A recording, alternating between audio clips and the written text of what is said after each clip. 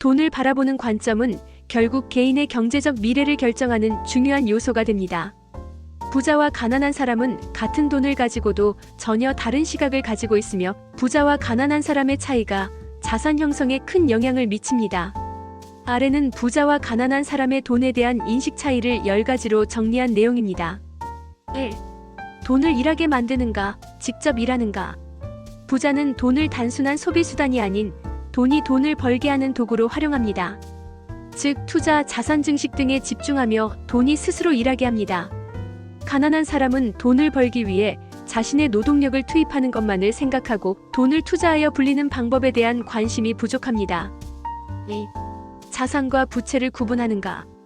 부자는 돈을 사용할 때 이것이 자산인가 부채인가를 항상 고민하며 자산, 부동산, 주식, 사업 등에 집중합니다.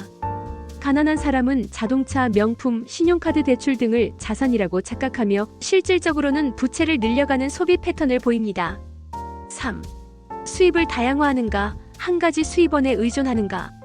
부자는 다양한 수입원을 구축하여 경제적 안전망을 만듭니다. 급여 외에도 투자, 임대 수익 사업 등에서 돈이 들어옵니다. 가난한 사람은 한 가지 수입원 급여만을 의지하며 수입이 끊길 경우 금전적으로 위기에 처하게 됩니다. 4. 돈을 아끼는 것과 효율적으로 쓰는 것의 차이. 부자는 돈을 무조건 아끼는 것이 아니라 생산적인 곳에 투자하며 장기적인 경제적 이익을 고려합니다. 가난한 사람은 절약이 중요하다고 생각하지만 정작 필요한 투자에 자기개발, 건강, 네트워킹 등에는 인색한 경우가 많습니다. 5. 장기적인 시각과 단기적인 시각 차이. 부자는 돈을 벌고 쓰는 과정에서 10년, 20년 뒤를 생각하며 장기적인 관점에서 자산을 형성합니다. 가난한 사람은 당장의 즐거움이나 단기적인 소비에 집중하며 미래를 위한 계획이 부족합니다. 6. 돈에 대한 두려움과 돈에 대한 도전 정신의 차이. 부자는 돈을 두려워하지 않으며 새로운 기회를 찾아 적극적으로 도전합니다. 손실이 있더라도 배우고 다시 도전합니다. 가난한 사람은 돈을 잃을까봐 지나치게 걱정하며 안정적인 선택만을 추구하여 새로운 기회를 놓칩니다. 7. 금융 교육을 받는가, 받지 않는가.